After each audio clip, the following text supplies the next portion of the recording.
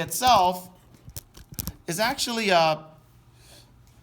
much less complex than even the elbow joint. All right, we kind of mentioned it previously, but just when you take a look at it, it's only between two bones, femur, tibia. By the way, this rough area right here, right, that is your patellar ligament. So here's your kneecap, patella, right, and this is that patellar ligament right here. Look at how thick that is. That is so thick that I know doctors that do orthopedic surgeons that will take the middle third of this patellar tendon and stretch it a little bit and it becomes a graft, right? It becomes somebody's new, ACL or PCL. So they will use some, their own tissue as to reform the anterior cruciate or posterior cruciate ligament. That does happen. So let's talk about these joints. Keep in mind, when we think about joints, we always think about the ones that are moving around a lot. Those are not the only joints that we see, right? We're going to see that joints are, in very generalized terms, any point of contact between either two bones, between cartilage and bone, or between teeth and bone. Obviously, the teeth and bone stuff, that kind of stuff is going to be very specific, right? We're going to see the two bones just about everywhere in the body. Cartilage and bone, think of your ribs and your sternum, right? And then teeth and bone is only found in your jaw. That's it, mandible and maxilla. So that's a very specific contact point. We can divide joints based on their structure, meaning that in terms of structurally, what are the connective tissues that hold the joints together? And we can divide them up based on function. Now, sometimes we divide them up and they kind of cross boundaries like this. So we'll have fibrous joints that are synarthrosis, right? We'll have cartilaginous joints that are amphiarthrosis. We'll have synovial joints that are all diarthrosis, right? So it's just a way of kind of dividing the types of joints we have. We can divide it based on the structure or their function or both. Usually we do a little bit of both. Right, now, in terms of function, we have these: synarthrosis, amphiarthrosis, diarthrosis. Syn, like in kind of synthesis, right, means that they're non-movable. Usually with synarthrosis, you're going to see these joints actually become bone to bone. So it becomes one big giant bone. Amphi, slightly movable, where you need a little bit more movement, but not a lot. Remember, there's that balance between mobility and stability. The more mobile a joint, the less inherently stable it becomes. Again, the less mobile a joint, the more stable. So we're gonna see, like, your skull has sutures, right? Coronal suture, parietal suture, and then the squamous suture. All those sutures were asked on the lab practical. Those sutures are a type of fibrous joints with very little movement. So fibrous joints, united by fibrous connective tissue, have little or no movement. You have three main types of fibrous joints: sutures, syndesmosis, and gymphosis. Now, when you were studying, or when I want you to study, I want you to just, some people like writing things out, and they like to make note cards. And the last time I saw somebody making note cards in my other class, I actually read the note cards. The problem with note cards is you either have too much information or very little information. Right? It's very hard to find the proper balance. I don't like making note cards because you're just flipping through it, right? You don't give yourself time to concentrate on any one. So what I did when we studied, and what I have my, helping my son with this, is kind of make a big chart. So we're talking about fibrous joints. What are the types? 1, sutures. 2, right? Syndesmosis. And then 3, gymphosis. Then you can compare which one is which without having to flip your note cards. What do they all have in common? some kind of fibrous connective tissue connects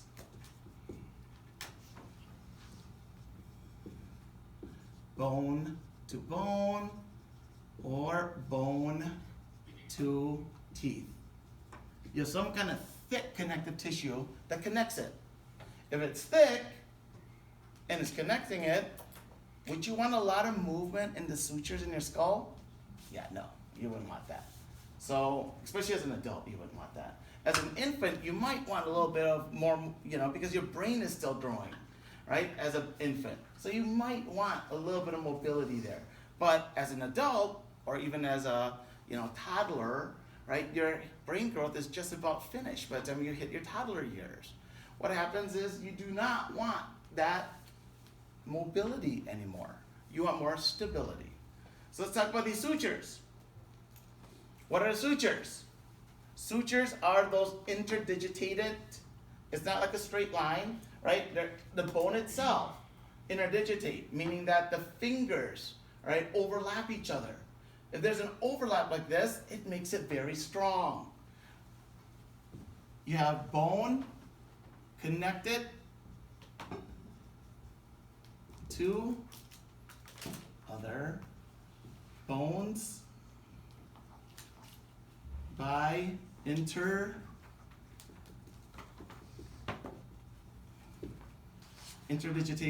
where they kind of overlap. Now, with sutures, they're incredibly stable, very stable. Not only are they stable, but with time, they become more stable, meaning that as we age, right, the suture lines disappear as that fibrous connective tissue gets replaced with bone matter. So some of the older models of the real skulls, I know it's kind of weird, right? You'll see that they're missing some of the sutures. Why? Because that's usually an older elderly person that has given up their body to science. So that does happen. Now, why and how are we able to replace this fibrous connective tissue? Is because the periosteum of one bone is continuous with the periosteum of the other. In other words, that layer that allows us to eventually form bone, well, it is continuous. It goes from one of these bones, like the frontal bone, and then it goes to the parietal bone. Well, if it's got the same tissue that kind of connects it, it makes it easier for us to replace that tissue with bone as we age. In adults, they ossify completely, and the process we call synostosis is a fusion of bone, turning two bones into one. Now, if you have a real elderly person, you could if you have a real elderly person, you might even have no suture lines at all, right? As we age, these sutures go away. The older we live to, the more they disappear. So I believe that there is one model that we have that are completely missing the coronal and part of the sagittal suture, telling me that that person was kind of old when he passed away. There's nothing worse when you see in the actual skull and you see the suture lines are still very prominent, meaning that that person was probably pretty young when he passed away. Now, fontanelles are the open spaces that we see in infants. Membranous areas in the suture lines between the bones. This is the big one. The fontanelles allows changing in the shape of the head during birth and rapid growth of the brain shortly after birth. So these are the fontanelles. This is the big one, the one that we always kind of freaks parents out, first-time parents, when they kind of touch and kiss the baby's head, and then there's this big old hole in the skull, right? Well, that hole in the skull is not really a hole in the skull. There's dense fibrous connective tissue holding your two frontal bones and two parietal bones. Yep, we have two frontal bones at birth. Again, why? So then you can kind of change the shape of the head as it goes through the birth canal. The birth canal is incredibly small. So as the baby's skull goes through, sometimes the skull kind of misshapens. And then the baby comes out and they have like an oval-shaped head or an egg-shaped head, right? That does happen. The good news about these fontanelles and fibrous connective tissue is that they can snap back into shape, right? So that's good news. Now, by the way, If you have a baby that is born without these sutures and without these fontanelles, meaning that the skull itself has been fused already, that's a bad thing. That means that the baby will usually need to undergo surgery to cut the actual skull in half. So then there's room for the growth of the brain. So we need those suture lines. We need those fontanelles for growth of the brain. Next type of fibrous joint, syndesmosis. Syndesmosis, we only find it in two regions. One between the radius and the ulna. The other one is between the tibia and the fibula. Now keep in mind that your forearm and your lower leg are very similar. How are they similar? Well, they are both, form joints with the humerus and the femur, and they both interact with each other, those two bones. Right? The radius and the ulna here, radius, ulna, well, there's going to be a little bit more movement possible. Now, what movement? Just slight rotation here. So because there's a little bit of movement possible, we say they are amphiarthrosis. Amphi for slight movement. Bones further apart than the sutures, joined by real strong, thick ligaments. Here the ligament is called the interosseous membrane, and it allows you to pronate and supinate a lot of times in a given day without the radius and ulna splitting apart from each other. Now, if you think about it, well, why would that happen? During normal activity, it probably won't. But if you are throwing a baseball, throwing a football, you're going to need to kind of have a pronation and supination motions to give you some kind of spin. In the process of doing that, you're going to be supinating and pronating with a lot of force that can rupture this interosseous membrane. So that can, and usually we'll see that it does do damage from time to time. So in terms of syndesmosis, it's a type of fibrous joints where we have a real strong, tight ligament holding the two bones together. Where do we see it? Between the radius and the ulna, between the tibia and fibula. Again, highlighted material, right? The last type of fibrous joint is gomphosis. Gomphosis is only between teeth and the actual mandible or the maxilla. So we have the two bones that make up your jaw. So on the superior part, you have the maxilla. The maxilla forms this bony structure right here. The bone that makes contact with it is called the alveolar bone matter. So we have alveolar bone that's found in your maxilla and the mandible. That's where the root of your teeth embeds. Now, your teeth are really held in place by these strong ligaments that forms a gomphosis. So the gomphosis is this area right here, where the tooth and the bone make contact.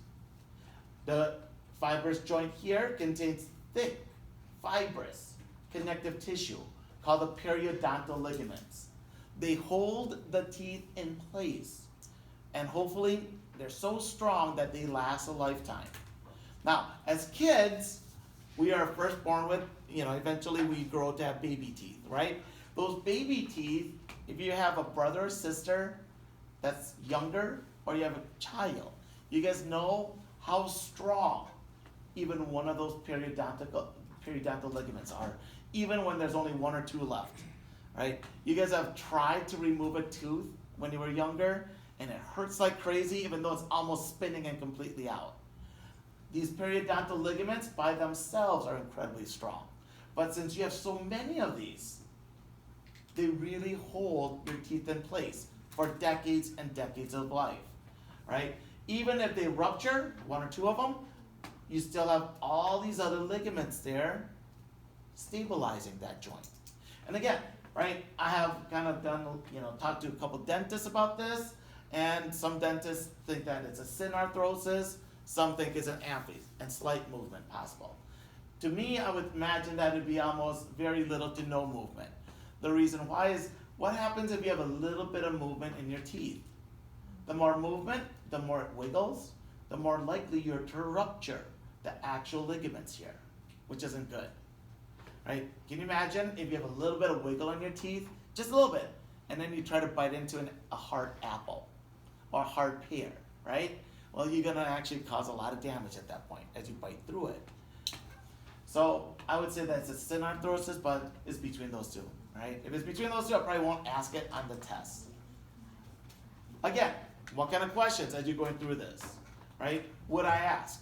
I would ask, what are the 3 fibrous joints? I would ask, all right, that kind of stuff. Sutures, kyphosis, syndesmosis. And then know the highlighted material for each one. All right, cartilaginous joints are the second type of joints, second classification. Now we're going to see that for the most part, the ones that are non-synovial are easy to kind of memorize. There's very few of them, right? There's very distinct areas where we see those non-synovial joints. The synovial joints are the biggest classification. So before we had fibrous, now we have a second category called cartilaginous joints.